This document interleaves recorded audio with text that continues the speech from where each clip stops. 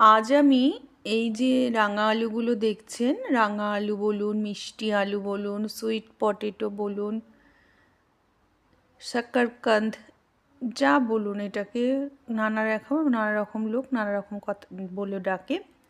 এই জিনিসটার আজকে আমি একটা মিষ্টির রেসিপি করব, রাঙা আলুর পিঠে। তার জন্য আমি প্রথমে একটু রাঙা আলু নিয়ে নিয়েছি, প্রায় 1 কেজি মতন নিয়ে নিয়েছি আমি। এটাকে আমি প্রথমে ভালো করে ধুয়ে নিয়েছি। একটু ধুয়ে নেবেন, কেন রাঙা আলুর গায়ে অনেক নোংরা থাকে। ভালো করে ধুয়ে এটাকে আপনি সেদ্ধ করে নেবেন। মানে সেদ্ধটা এমন করে করবেন যেন খুব সফট না হয়ে যায়। একটা প্রথমে জোর আগুনে একটা দেবেন, তারপরে একটু আগুন কমিয়ে দিয়ে আর একটা দিয়ে দেবেন, তাতেই দেখবেন সেদ্ধ হয়ে গেছে। তারপর আমি সেদ্ধ করতে বসিয়ে দিয়েছি। এবার সেদ্ধ করে ভালো করে আলুগুলোকে ভালো করে ছুলে নেব। ছুলে নিয়ে আলু যেমন করে মাখি, ওটা আলুটাকে ভালো করে ম্যাশ করে নিচ্ছি। আলু ম্যাশার দিয়ে আমি করছিলাম, হাত দিয়েও করতে পারেন আপনারা।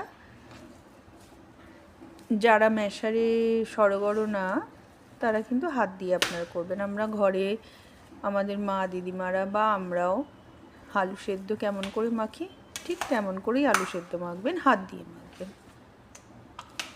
আর এই পিঠেটা কিন্তু খুবই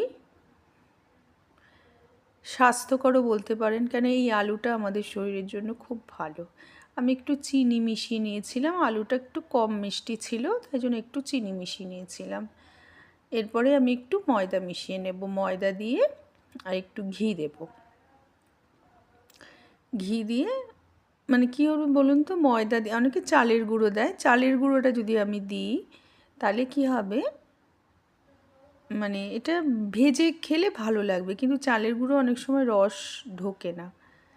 তাই জন্য আপনি চালের গুঁড়োটা আমি অ্যাভয়েডই করেছি, ময়দা দিয়ে মেখেছি। ময়দা দিয়ে করলে কি হয়, খুব সফট হয়ে যাবে আর খুব তাড়াতাড়ি রস ঢুকে যাবে, একদম তাড়াতাড়ি রস ঢুকে যাবে।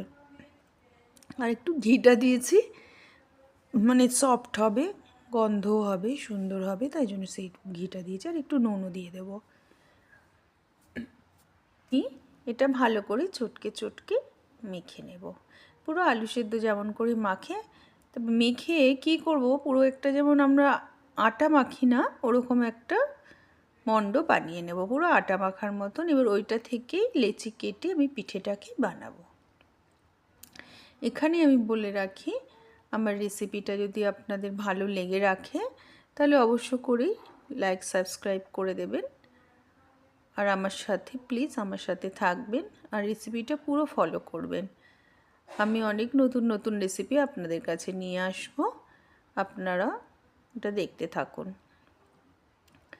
আমার মাও ছিল আমার সাথে, আমার মাও আমাকে হেল্প করছিল। আমার ঘরে সেদিন কিছু লোক আসার ছিল, তাই আমি সব ঘরেই বানিয়েছিলাম। তাই জন্য মানে একটু বেশি পরিমাণে বানিয়েছি, তাই জন্য মাও আমাকে হেল্প করে দিচ্ছিল। আর ভেবেছিলাম মিষ্টি একটা কি নতুন নতুন, মানে বাইরের মিষ্টি, দেখুন আমরা সবসময় তো বাইরের মিষ্টি খেয়েই থাকি, কিনে এনে রসগোল্লা, পান্তুয়া, যাই হোক, আমরা যেখানে থাকি সেখানে অন্য ধরনের মিষ্টি পাওয়া যায়, সব মিষ্টি আমরা খেয়ে থাকি, কিন্তু ঘরে বানানোর মিষ্টির একটা অন্যরকম স্বাদ থাকে। আর সবার ভেতরে একটা ইয়েও থাকে, মানে উৎসাহ থাকে যে ঘরে বানিয়েছে, ঘরে বানানোর খাবারে সবার একটা উৎসাহ আলাদাই থাকে। আর এই মিষ্টিটা কি বলুন তো, মানে একটু অন্য ধরন না, এইসব মিষ্টি তো আমরা সব সময় সহসা বানাই না। তাই আমার হঠাৎ করে মনে হলো যে এই মিষ্টিটা বানাই, কেন আমি তো কলকাতার বাইরে থাকি, এখানে এই মিষ্টিটা অনেকেই খায়নি। তাই জন্য ভাবলাম এই মিষ্টিটা তাহলে সবার ভালোও লাগবে, নতুনত্ব মিষ্টি সবাই শিখতেও পারবে, ওই জন্য বানিয়েছি। আর দেখুন কি এরকম করে আলুটা যেমন করে আমি দেখাচ্ছি না, পুরো একদম এমনি করেই করবেন পিঠেগুলোকে। সুন্দর করে দেখবেন হয়ে যাবে, কি সুন্দর। এই যে এই গোল মতন করবেন, করে নারকেলের পুরটা আমি আগেই বানিয়ে রেখেছিলাম, নারকেলের পুরটা আসলে আমার দেখানো হয়নি। সুন্দর করে নারকেলের পুরটা একটু, নারকেলের পুর কি একটুখানি বেশি তো আর ওই নাড়ুর মতো করতে হবে না, নাড়ু, তাই জন্য এমনি করে রাখলেই হবে নারকেলের পুরটা। তো এইগুলোকে আমি সুন্দরভাবে করে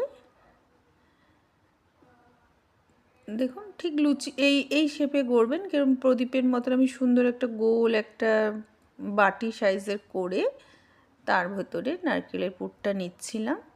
নারকেল পুরটা নিয়ে সুন্দরভাবে মানে এরকম যেই শেপটা দিয়েছি পুলিশ শেপ, ওই শেপটাই দেবেন আপনারা।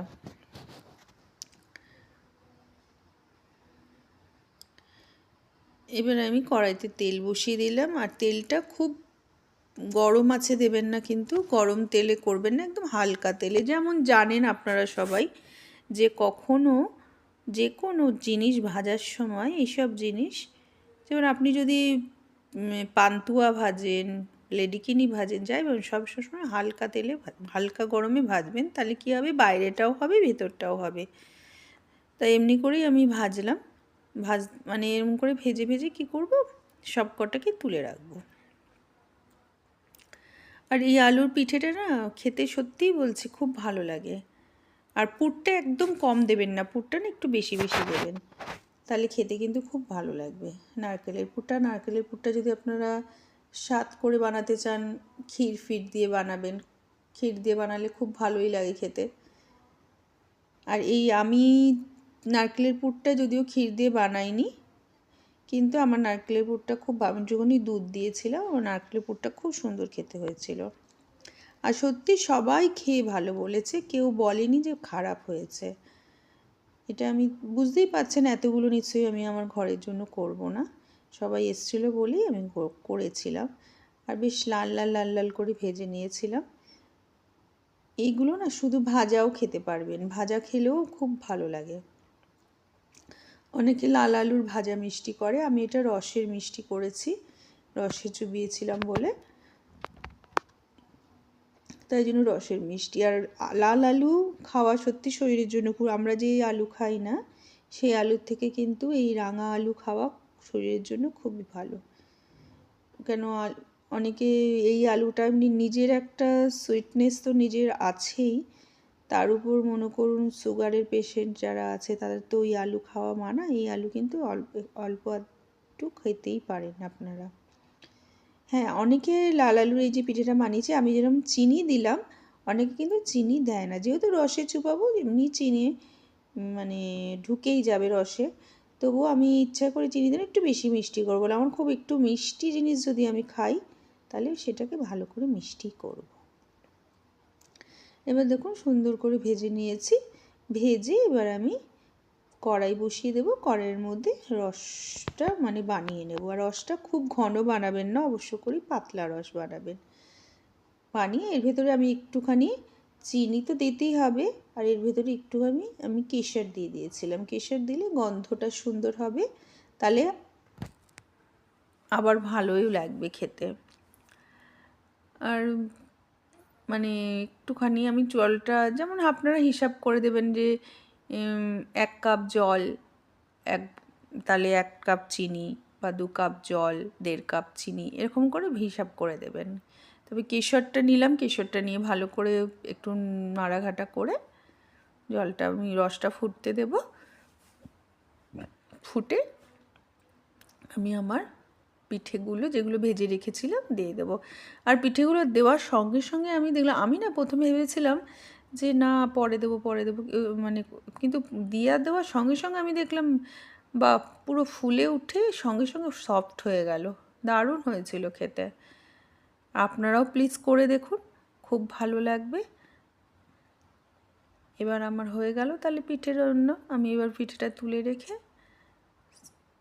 অনেকক্ষণ ধরে একটু ভিজিয়ে রেখেছিলাম, দেখুন সুন্দর, কিছু দেখেই মনে হচ্ছে পুরো সফট হয়ে গেছে। তাহলে চলি আজকে আবার নতুন রেসিপি।